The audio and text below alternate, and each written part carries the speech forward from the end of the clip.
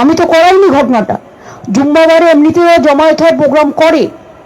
মন্দিরে যখন লক্ষ লক্ষ মানুষ যায়, ভোলে বাবা পার লাগায় যায়, দুর্গাপুজোয় যায়, আমি কি তাদের আটকাতে পারি? এটা তাদের স্বতঃস্ফূর্ত। কিন্তু স্বতঃস্ফূর্ততা থেকে দেখো ক্ষোভটা স্বাভাবিক, যেহেতু হাজার হাজার লোককে নোটিশ পাঠাচ্ছে। যখন বেলডাঙ্গা আপনারা জানেন কাদের কাদের প্ররোচনা আছে, আমি আর নতুন করে বলতে চাই না। ফ্রাইডে জুম্মাবার পবিত্র বার, যেমন শিবেরও বার, মা দুর্গারও বার, সন্তোষী মাতারও বার, তেমনি ফ্রাইডে জুম্মার নেওয়া যায়।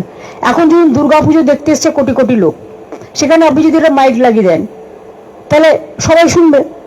তো ফ্রাইডে জুম্মাবার এমনি সংখ্যালঘুদের কাছে একটা সেন্টিমেন্ট আছে, সেখানে সবাই ফ্রাইডে জুম্মার নামাজ করতে এসছে।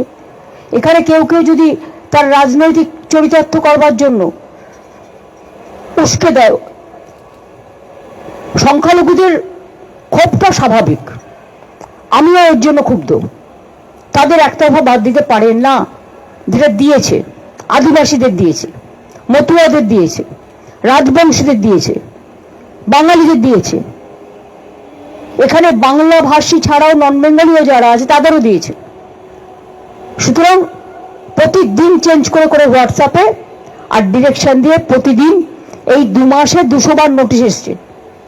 বিএলওরা প্রেশারে পাগল হয়ে যাচ্ছে।